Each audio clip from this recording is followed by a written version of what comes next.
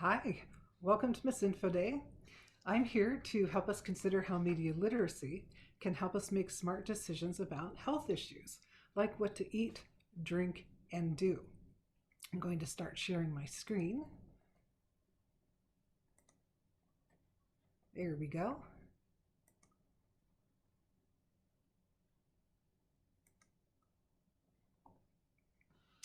Fundamentally, it's all about making sure we have the skills and motivation to use the media instead of letting the media use us.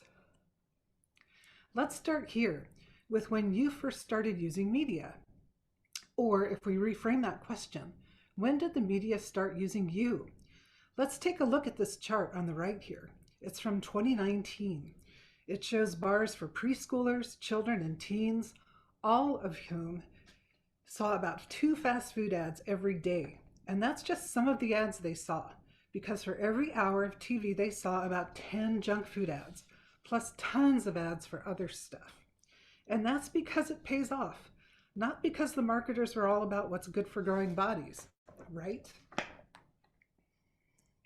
Actually, their top priority is to make as much money as easily as possible, and selling to youth, as it says here, is easy, very easy.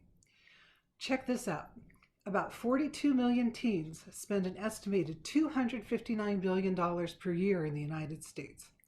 Kids also influence a ton of other family purchases.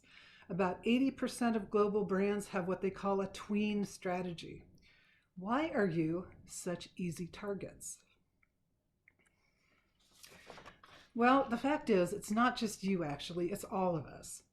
But kids are even more vulnerable than adults because of your growing brains. Anyway, the way we all make decisions is partly logical, as this flowchart shows, but also partly emotional. It shows here, check out that first arrow, that logic one. We start by making logical comparisons, like, is the source of a message reliable, expert, and what is its motive? And is the content of a message up to date, accurate, backed up by evidence, and complete? And we also have, check out that second arrow, emotional reactions, such as if we trust or like the sources, if we find the messages exciting, or if we feel fear, hope, anger, or wishful thinking in response to messages that we encounter. Then check out that second box there. Do I want to be like this? We sort through all of these thoughts and feelings to interpret them, to decide what we want to believe, who we want to be like. We arrive at our beliefs, that next box.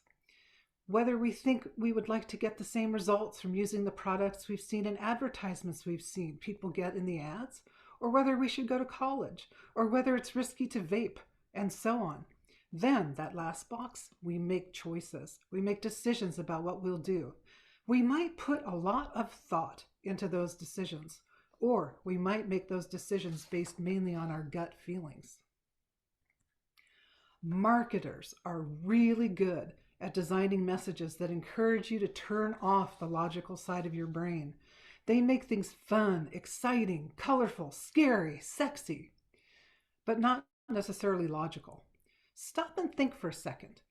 Why is so much advertised stuff basically for things we don't really need, or for things that aren't actually very good for us? Like I said before, researchers have found that 90% of food ads are for foods considered calorie dense. That means less healthy, like junk food. Now, if you wanted to, you could use those same strategies to sell healthier stuff, like, say, broccoli. But there's basically no need to do it, because people usually buy the essential stuff that's good for you anyway, at least if they know it's good for them. Of course, as a kid, you don't always eat the healthy stuff. Am I right? So the marketers take advantage of that to sell fatty, oozy cheese like you see here. Okay, I like fatty, oozy cheese too. But really, does it make healthy sense to drown the broccoli in it like that, like you see here? And who is really winning, for the win-win, like you see in this ad? Meanwhile, on the right here, as a total joke, some marketers in Canada actually did a campaign where they promoted broccoli by showing somebody who survived a failed parachute drop. He dusted himself off, claiming it was a miracle.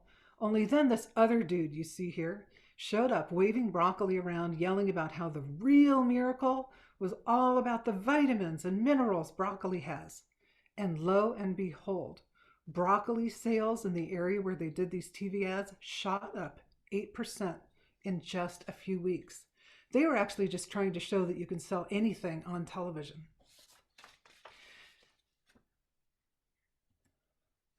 So my key point here is that you need to put logic back into the decision making so that you are using media instead of letting media use you. Emotion is okay. You just need to use your emotions to work for you instead of against you. This is how you do it. First, always be forewarned that a source might not have your best interests in mind. So think about who might be sponsoring a message, who benefits most from that message, and what is their expertise, the source, what is their expertise, and all of that sort of thing. Then think critically about the content of a message. What is logical about that message? What might be missing? Do other sources say the same thing? Can they verify the information in that message? And what other questions can you think of about that message? Use your emotions as clues. If an ad or a social media message is getting your emotions going, making you think, be angry, upset, if it's, making you feel like, wishful thinking or jealous, think twice about that message. Start asking questions, starting with the source. Asking questions leads to better informed beliefs and healthier choices that are going to be right for you. Media literacy isn't about hating the media. It isn't about hating sources. It isn't about anybody trying to dictate your decisions for you.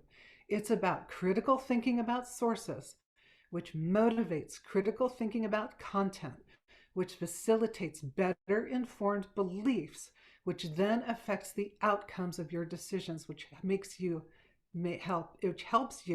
to make healthier choices for yourselves. So try it out. Who was the source of that message on the left there, that making broccoli less broccoli? Who was the source for that? Who sponsored it? What was their purpose? Are they hiding anything? Did they tell you anything about the nutrition of that message, for example? Think about the content. Does it make sense? What's missing? What can other sources tell you about the cheese in there, about the broccoli, about the marketer of that message? What other questions can you think of? And the one on the right, what else can you find out? Look at the links that I provided. Everything in this PowerPoint has links so you can find out more about what I was presenting to you. What other questions can you think of?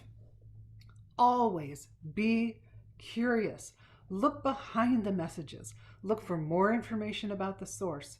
Look for more information about the content. Ask experts. Ask for more information, and that's how you'll make sure that when you use media, you won't be letting the media use you. Thanks for listening today. Take care.